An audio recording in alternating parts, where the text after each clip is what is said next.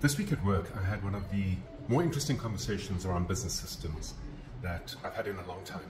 And there were a couple of factors that played into it. The first is, what is a business system? Well, it's not about technology by any means at all. It's not a piece of software. Effectively, systems are the sum of the parts that create the whole of the thing that makes up a system. So think of your marketing as a system, or think of sales as a system, or fulfillment, or operations, or human capital management.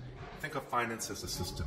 It's a set of activities in a logical sequence that can be measured, that can be trained, can be taught, can be delegated, most importantly, that allow for predictable outcomes to take place again and again and again. They are essential to creating a scalable business growth platform if your intention indeed is to grow your company. So when building them, what are some of the factors that really matter? And this was the big debate I had with a very well-established organization that's in the process of putting systems in play. Systems don't exist in isolation. Commercial functions need to define how the systems operate and function, of course. But what should guide the commercial functions is not the product or service you have that you offer to clients and customers. Rather, it should be, who do you offer products and services to? And most importantly, what is the experience they want in order to support your business, in order to remain attached to your business, in order for you to retain them? The product and service in its own right needs to solve a problem that any company would have.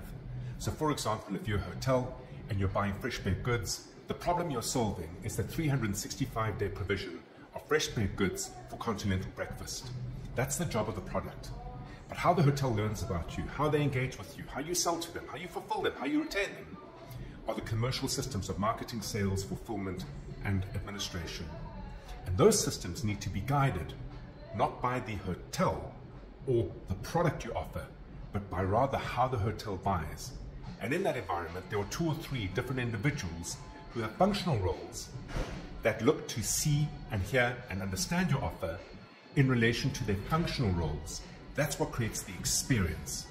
So when you look to serve any client in any industry, understand your product solves a problem for the organization, but the people who do the buying are human beings, and they have performance functions or key performance indicators that they need to fulfill in order to be excited about you, to back you.